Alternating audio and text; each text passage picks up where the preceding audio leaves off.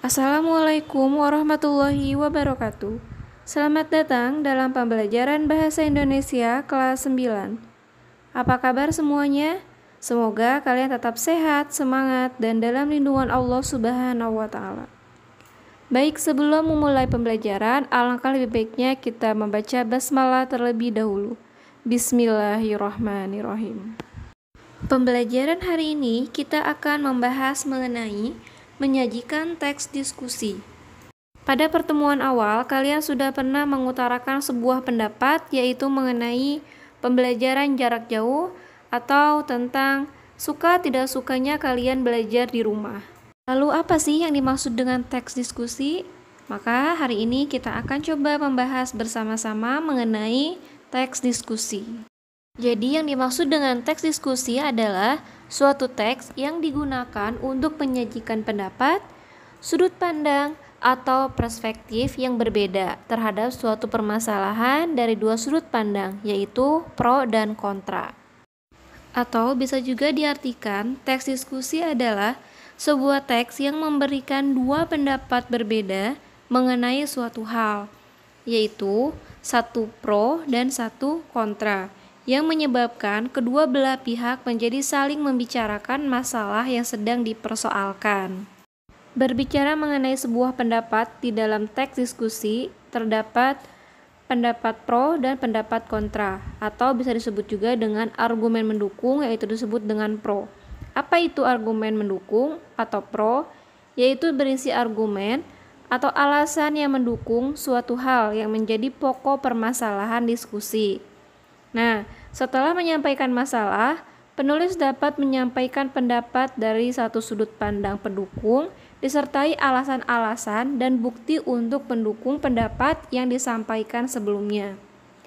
Adapun argumen menentang, yang disebut juga dengan kontra, yaitu berisi argumen atau alasan yang menentang argumen yang mendukung. Pada tahap ini, penulis memaparkan pendapat disertai alasan dan bukti dari sudut pandang kontra. Baik, perhatikanlah contoh kalimat pro dan kontra. Terdapat sebuah pendapat atau gagasan yang berbunyi, Wali Kota Bandung, Ridwan Kamil, berharap kegiatan ini menjadi budaya rutin. Dan dari gagasan tersebut menimbulkan pendapat pendukung dan pendapat penentang. Pendapat pendukung atau disebut juga dengan pro berbunyi, masyarakat Bandung menyambut ide GPS ini dengan melakukan setiap hari. Adapun pendapat penentangnya atau kontra, akan tetapi ada juga orang yang beranggapan GPS hanya gerakan sesaat saja. Itu artinya terdapat pendapat yang mendukung dan pendapat yang tidak mendukung.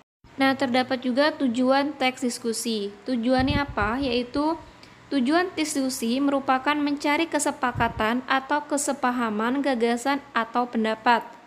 Diskusi yang melibatkan beberapa orang disebut dengan diskusi kelompok. Dalam diskusi terdapat jenis teks diskusi. Yang pertama adalah seminar. Seminar adalah sebuah pertemuan khusus yang memiliki teknis dan akademis yang tujuannya untuk melakukan studi menyeluruh tentang suatu topik tertentu dengan pemecahan suatu permasalahan yang memerlukan interaksi di antara para peserta seminar yang dibantu oleh seorang guru besar ataupun cendekiawan. 2. Sarasehan. Sarasehan adalah sebuah pertemuan yang dilakukan untuk mendengarkan pendapat seseorang yang ahli di dalam bidang tertentu, di mana kegiatan ini akan dilaksanakan dengan cara mengundang atau menghadirkan sekelompok undangan tertentu. 3. Diskusi panel. Diskusi panel merupakan forum pertukaran pikiran yang dilakukan oleh sekelompok orang di hadapan, di mana sekelompok hadirin mengenai suatu masalah tertentu yang telah dipersiapkan. 4. Diskusi kongres. Kongres adalah pertemuan besar para wakil organisasi, yaitu politik, sosial, profesi, untuk mendiskusikan dan mengambil keputusan. 5. Muhtamar. Muhtamar adalah sebuah pertemuan atau permusyawaratan tertinggi yang diadakan oleh pimpinan pusat dalam sebuah organisasi, di mana pertemuan ini akan dihadiri oleh para wakil organisasi tersebut untuk mengambil keputusan mengenai suatu permasalahan yang sedang dihadapi bersama di dalam organisasi tersebut. Jenis teks diskusi yang terakhir adalah lokakarya. Lokakarya adalah sebuah acara atau pertemuan yang dilakukan oleh para ahli di bidang tertentu yang bertujuan untuk membahas suatu masalah yang terkait dengan keahlian mereka, sekaligus untuk mencari solusi bagi permasalahan tersebut. Baik, itu adalah beberapa pembahasan pada hari ini, yaitu mengenai pengertian teks diskusi, pendapat pro dan kontra, serta jenis-jenis teks diskusi. Baik, pada hari ini penilaiannya adalah: pertama, tulislah pengertian teks diskusi. Lalu kedua, bacalah teks diskusi berikut, kemudian tentukan paragraf pro dan paragraf kontra.